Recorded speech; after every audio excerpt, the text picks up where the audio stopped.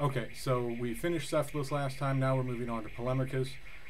It's very important that you remember that these lectures are about the readings, obviously. Hopefully they're helping you with the readings, but they're not a substitute for the readings, okay? Always do the assigned readings, and then hopefully the lectures will help you with them, but never treat the lectures as a substitute for the readings, okay? So last time we saw the end of Socrates' conversation with Cephalus. Cephalus had kind of laid it out for him that his whole life at that point was based on fear of being punished in the afterlife, and the only thing that helped him deal with that fear and made his life kind of bearable was thinking that he could make up for any unjust deeds he had done, either through repaying people he had wronged in some way or through making sacrifices to the gods. Socrates asks him if he really knows what justice is. He kind of, Socrates, when he suggests that Cephalus has proposed a definition of justice, he completely ignores the whole focus on the gods, the whole focus on sacrifices. He ignores that and instead focuses on giving back what one owes and telling the truth. And he says, is that really justice? And he uses the example that we talked about of the madman with the weapon. And it becomes clear they both agree, no, it's not. Cephalus is clearly very uncomfortable with this. His son Polemarchus kind of jumps into the conversation in a very natural, understandable way. I mean, we see Cephalus leaves right afterwards, so clearly he's been upset and concerned about what's happened. So it's understandable, it's natural that Polemarchus would just kind of try to rise to the occasion, try to help defend his father. So Polemarchus jumps up and says, yes, it is true. He cites Simonides, another poet, sort of obviously an intellectual and cultural authority. So he cites this person as an authority, tries to defend his father. Cephalus leaves. Once Cephalus leaves and Socrates starts asking Polemarchus, okay, what exactly does Simonides mean by that? Polemarchus relatively quickly, drops the notion of justice as giving what is owed. He basically is very willing, in a way that Cephalus was not, to consider Socrates' arguments and to question the authority that he cited, or to give his own interpretation of the authority that he cited. Cephalus was concerned with the traditional definition of how to make up for unjust deeds, or the traditional conception of how to make up for unjust deeds. Cephalus just goes ahead and says, or Polemarchus just goes ahead and says, this is what Simonides means. Socrates asks him, but what Polemarchus just says, this is what Simonides says justice is. Socrates asks him, but what could that mean? Gives an example, and Polemarchus is willing to interpret Simonides in light of Socrates' rational arguments about what justice is or is not. Okay, and when he starts to do that, we see a clear kind of ascent in the conversation, a clear movement upwards. Cephalus, as we talked about last time, has a very legalistic definition of justice. He's focused only on justice as a burden, as something to be done to avoid something worse, namely punishment in Hades. And he has a very legalistic notion of justice. Justice is simply obeying the law, and if you disobey the law, then what you do to make up for that is to do what the law tells you to do. Pay people back, make sacrifices to the gods, since they're the ones who you really have to worry about punishing you. So it's very focused on legalism, and again, on the idea of justice as a burden. Justice is something inherently unpleasant and unchoiceworthy for its own sake, something that's done only to avoid something worse. Polemarchus focuses very much on justice as centering on the good. Justice is helping your friends, is the first way that he puts it. Socrates brings out, and what about enemies? And Polemarchus says you harm them, so that part obviously not so focused on the good. But Polemarchus' notion of justice is very much focused on the good, on helping friends. It's not just obeying the law, it's not simply performing an unpleasant burden for the sake of avoiding something worse. It's very much focused on a positive act that you do for its own sake. So there's a clear kind of movement upwards. And so Socrates and Polemarchus, as they're talking about that, in particular about Simonides, who again was a poet, they kind of figure out what he must mean, and Socrates says, oh, well, then it seems Simonides made a riddle after the fashion of poets. We won't really get into this in this class, but later on in the Republic, Socrates says that there's an old quarrel between philosophy and poetry, that there are sort of two different ways of seeing and understanding the world, and that they're in tension, and he says, clearly here he's making the case for philosophy, that poetry is somehow often unclear. It often expresses itself as if it's in a riddle, and you have to try to figure out what's going on. The goal with philosophy, clearly, to be as clear as possible, and to be as clear in terms of reason, to present arguments that can be rationally understood. So Polemarchus' definition that he starts out with a little help from Socrates bringing it out, is that, again, patriotism, or that justice is helping friends and harming enemies. And this is kind of a common sense definition of justice. I mean, most of us today, we may not focus as much on harming enemies. But you know, the focus on basically loyalty, or you could see it as patriotism too. So justice is loyalty, helping your friends, and if there are enemies out there, people that are in some way threatening you or your friends, you have to harm them. And of course, this becomes all the more clear if you put it in political terms, in terms of patriotism, justice as loyalty to your city, loyalty to your country, loyalty to your fellow citizens, and so on.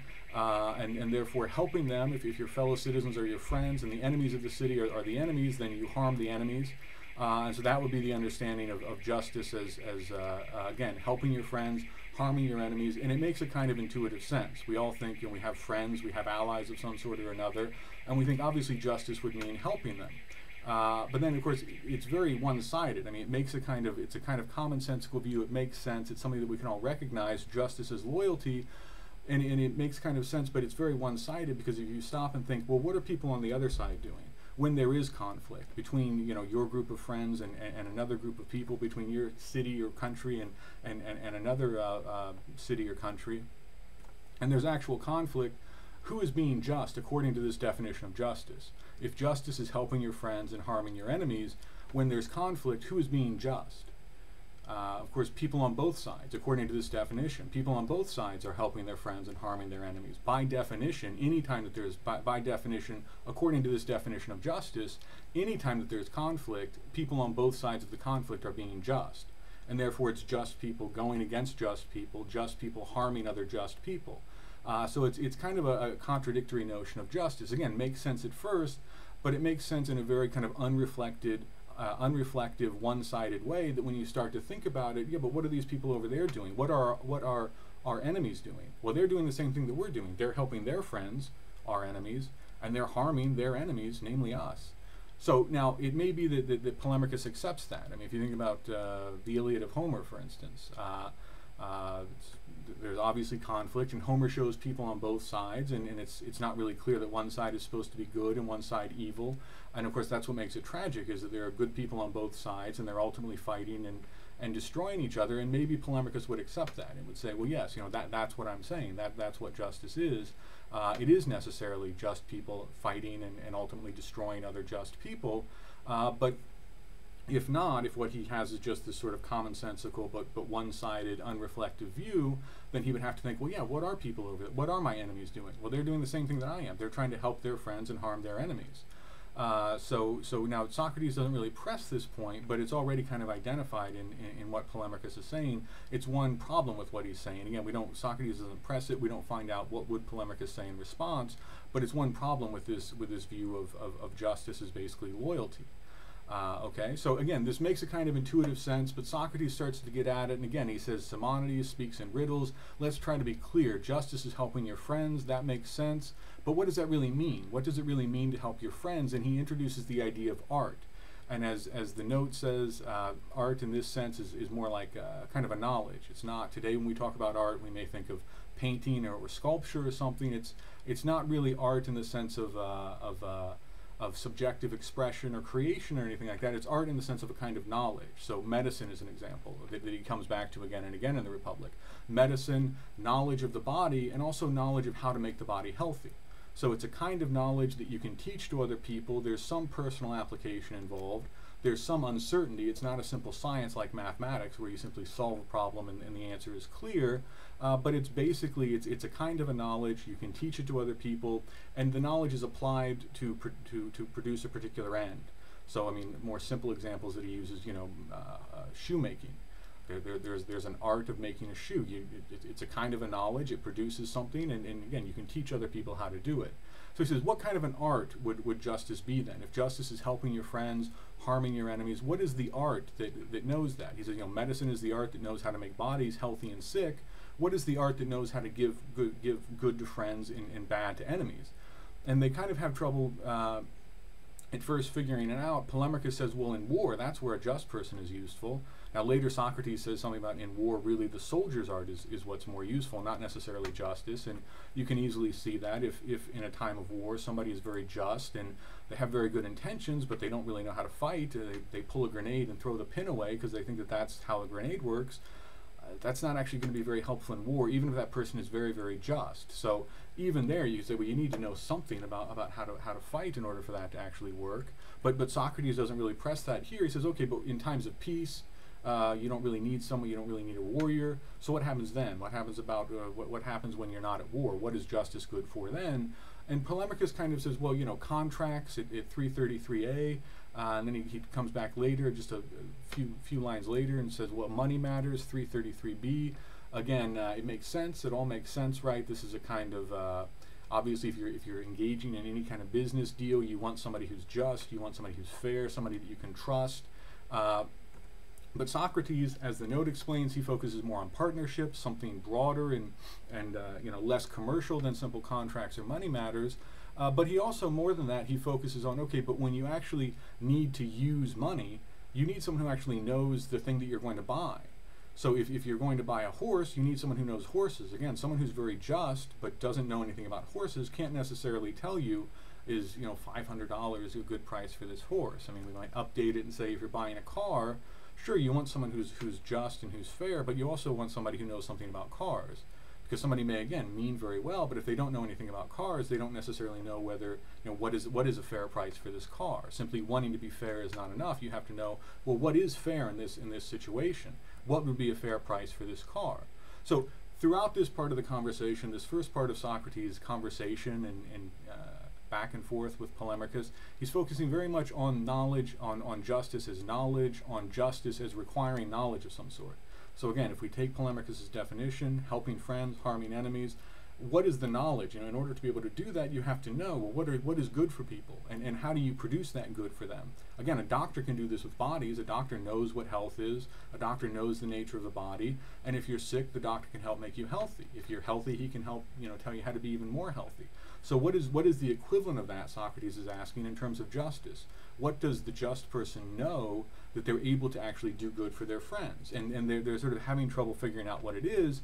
And so, you know, they say, well, war, but then he says, what about when you're not at war? And Polemarchus says contracts.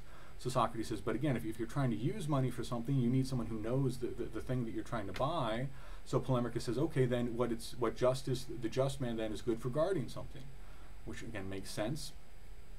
If you want to, you know, have somebody watch something of yours and not steal it, you want somebody you can trust, someone who's just, someone who's honest. So that makes sense. But again, then Socrates says, okay, but then whether it's money or a vine cutter or anything like that, basically the just man is useful when you're not actually using the thing and you just need someone to hold it for you without stealing it. You need someone to guard it. But it's completely useless when it comes to actually using the thing. When you want to use the money, you need someone who knows something about what you're going to use the money for. And if you're going to use a pruning hook or something, you need somebody who actually knows something about gardening to tell you, you know, this is how much you should cut off and so on. So Socrates says, so then justice isn't actually anything very serious if it's not actually useful for anything. If justice is just kind of an art of holding something and never using it, then he says it doesn't really seem very serious, and Polemarchus is sort of like, well, no, I guess not, and he said, that seems not. He doesn't seem very happy with this conclusion. But Socrates just keeps going from there. It doesn't even give him time to regroup and just says, well, let's look at it this way. Isn't the person who's good at guarding something also good at stealing it? Isn't the person who's good at guarding against a blow in boxing, doesn't that person also know how to land a punch? Someone who knows how to defend themselves from a punch, can't they also see what someone else's weaknesses are and know how to land a punch against them? Someone who's good at guarding, aren't they also good at stealing? Isn't that what it means? You know, if you know how to guard, you also, what you know how to do is how to prevent somebody from stealing, which means you have to know the best ways to steal something, the best ways to attack, so to speak, and then you know how to defend against those. So he says, you know, isn't the person who knows how to guard something also the one who best knows how to steal it? And Polemarchus has to agree, and Socrates says, well, then in that case, justice as an art of guarding is also an art of stealing. And then he kind of sarcastically says, for the benefit, to be sure, of friends and the harm of enemies, again, being sarcastic, because at this point, if justice is a knowledge of guarding, but that's also a knowledge of stealing, and justice is therefore, as Socrates puts it, a kind of art of stealing or knowledge of how to steal, then of course it's very sarcastic that you would say, but of course you would only use this for good. And so Polemarchus gets very frustrated at this point at 334b, says, no, the argument is bad, but goes back to his original definition. I still say that justice is helping friends and harming enemies. Okay, so what's going on here? Is Socrates just playing around with him? Is he just being difficult? What does all of this mean? And basically, Socrates starts by focusing on the necessity of knowledge for justice. So he starts, again, Polemarchus starts by saying, in a sense, he doesn't quite put it this way, but what's kind of implicit in his definition, the reason that it makes a kind of intuitive sense is that Polemarchus starts by saying justice is loyalty. Justice is helping your friends, and because there are enemies out there, harming your enemies. And Socrates says, okay, but justice as loyalty isn't enough, right? We've all heard the phrase, the road to hell is paved with good intentions. Simple good intentions are not enough. You have to actually know something. You want to be loyal, you want to help your friends, but what does that mean? You can't actually help them if you don't know what's good for people. And even if you have some sense of what's good for people, if you don't know how to produce that good, then you can't actually help them. You can't be just in the sense of helping your friends. Again, medicine being the example. As he puts it, when your friend is sick, he needs a doctor. Why? Because a doctor knows what a healthy body, knows the nature of the body, knows when a body is healthy. If it's unhealthy, the doctor knows how to make it healthy again. Unless, of course, it's terminal or something, but that's the exception. But basically the doctor knows the nature of the body, knows what health is, and knows how to produce health, knows how to keep people healthy when they're already healthy. And so Socrates, what is the version of that would be justice? What is justice that you would kind of expand and say knows the nature of the soul or the nature of the human being, and knows what's good for that person and how to produce that good, how to actually benefit their friends. So he focuses on the need for knowledge. But then as the conversation goes on, he goes back in the other direction and says, but knowledge understood as an art, understood again as a kind of technical knowledge, understood as knowledge of the nature of something and how to produce a particular effect based on that knowledge, Socrates comes back and says technical knowledge like that is always morally neutral. The art of medicine, well, the person who knows how to make someone healthy also knows how to make them sick. The person who knows how to guard something also knows how to steal it. Someone who's a good accountant and knows how to check things to make sure that nobody else is embezzling, well, they're also going to be the best at figuring out how to embezzle themselves. So any kind of purely technical knowledge like that, and again he focuses on the arts as a kind of knowledge of how to do something. Any knowledge of how to do something is always morally neutral. It's not knowledge of what to do, it's knowledge of how to do it. So simple loyalty, simple good intentions, that's not enough to actually do anything good. It's not enough to be justice. You need some kind of knowledge. But simple technical knowledge, simple knowledge of how to do something, while necessary, a necessary part of justice, is itself not sufficient to be justice either, because someone who knows how to do good and knows how to do bad may do harm to everybody. You need something else, some kind of either again maybe a loyalty or some other kind of more substantive knowledge of some sort of moral knowledge that tells you, okay, I know how to harm people, but I'm going to use this knowledge for good rather than for bad. I'm going to use this knowledge to be just. Simple knowledge of how to help and harm people by itself is not sufficient. So he kind of brings out justice has to involve two things.